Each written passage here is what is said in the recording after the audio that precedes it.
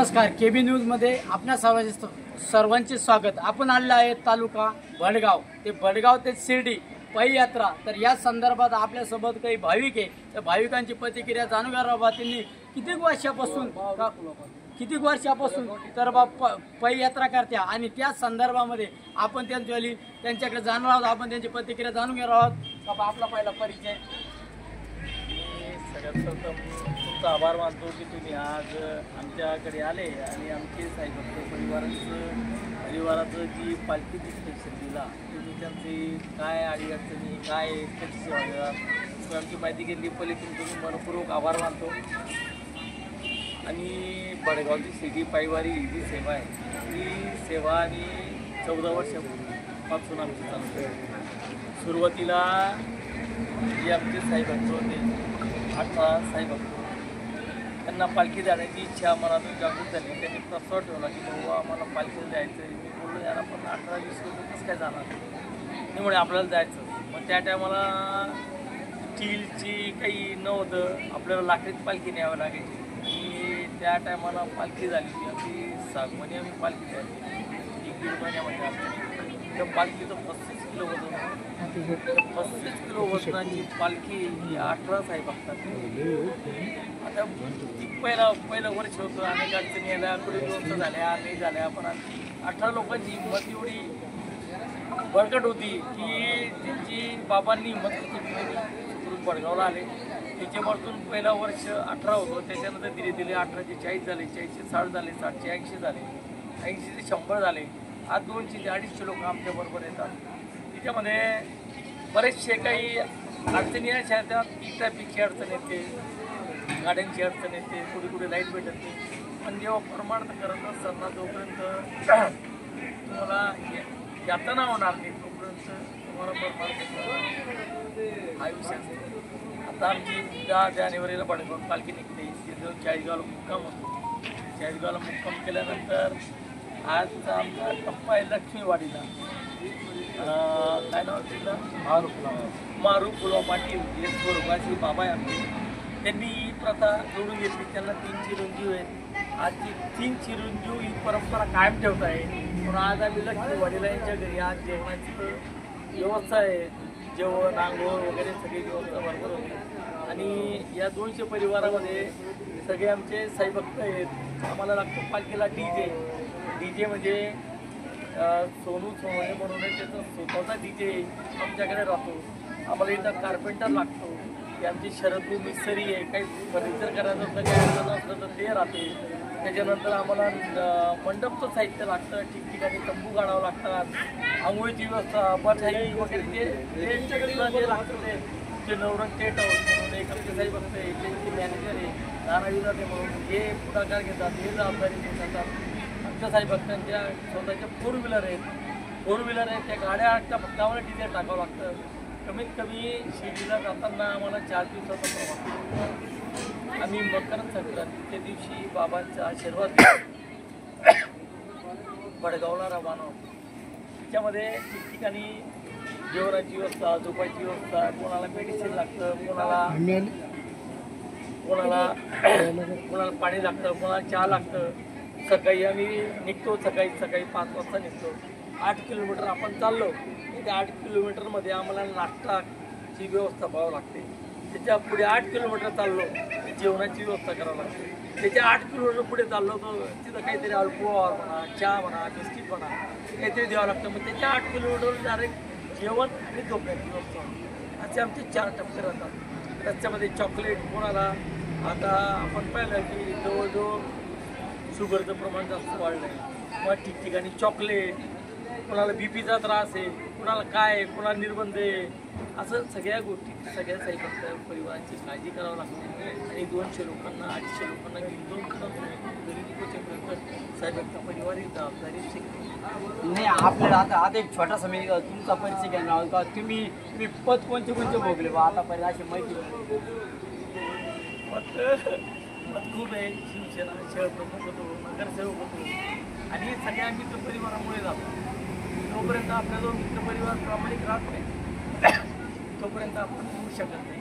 सगळ्यांचा आशीर्वाद, सगळ्यांचं सहकार्य म्हणून आज इथपर्यंत आहे। आपल्यासोबत ज्या त्या दिंडीमध्ये चालताय त्या ताई आहे. आपण ताईची प्रतिक्रिया जाणून ताई आपला पहिला परिचय काय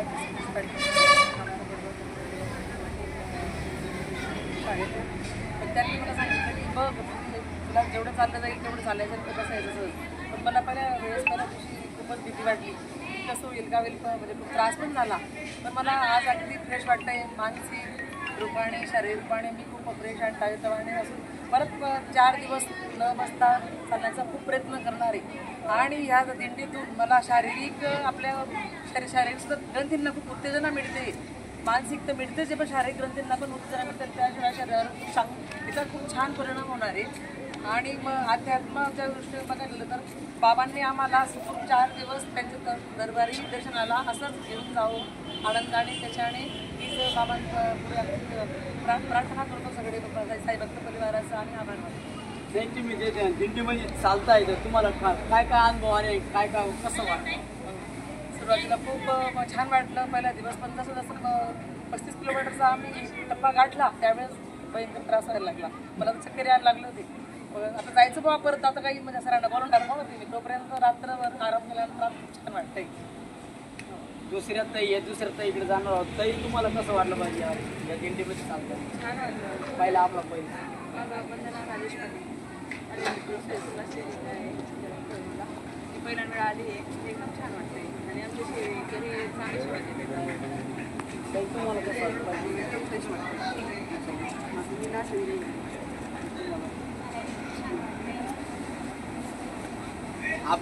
आपण दुसरे बाई पुढे जाणार आहोत बा त्यांची काय प्रतिक्रिया बा त्यांनी जे असं दिंडीसाठी जी सेवा करताय तर या संदर्भामध्ये पहिला आपला परिचय.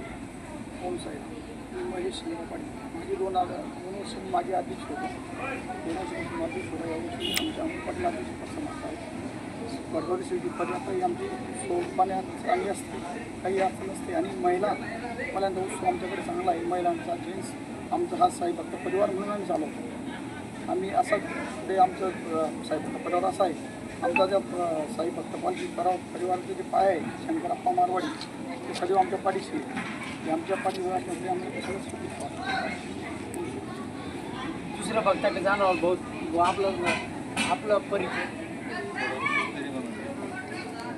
आरोग्य पाण्याची सेवा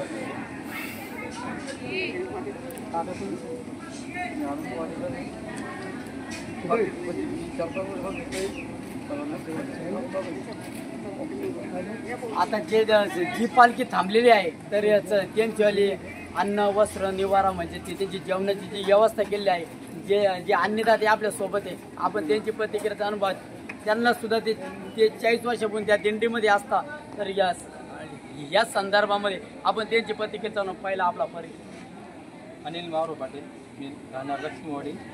आणि माझी खूप इच्छा होती पालखीला आपण मी त्यांच्याबरोबर 4 वर्षे पायी जायला सुरुवात केल्यानंतर मग लॉकडाऊनमध्ये मी बंद झालो एक वर्ष. त्याच्यानंतर माझे वडील वारल्यानंतर मी नंतर बंद झालो. नंतर माझी इच्छा होती आपण यांना गरम पाणी वगैरे आणून त्याच्यावर चहा पाण्याची व्यवस्था करू.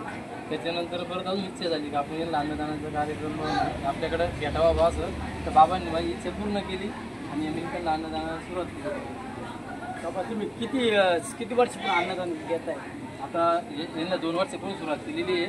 तशीच माऊलींची दिंडी एक पंढरपूरला जाणारी त्यांना पण आम्ही नाश्ता चहा वगैरे 400-500 लोकांची ती पण ती आषाढी एकादशीला ती पोचली. ती पण अन्नदान आम्ही द्यायला सुरुवात केलेली 4-5 वर्षापूर्वी.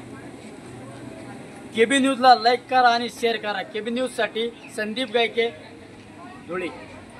हिंदू मुस्लिम सिख ईसाई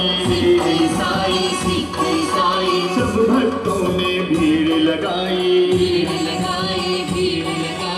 हिंदू मुस्लिम सिख ईसाई सब भक्तों ने भीड़ लगाई मुस्लिम सिख ईसाई सब भक्तों ने भीड़ लगाई बाबा के दर्शन को पाते ही मंदिर में बाबा के दर्शन को पाते ही सारे भक्तों ने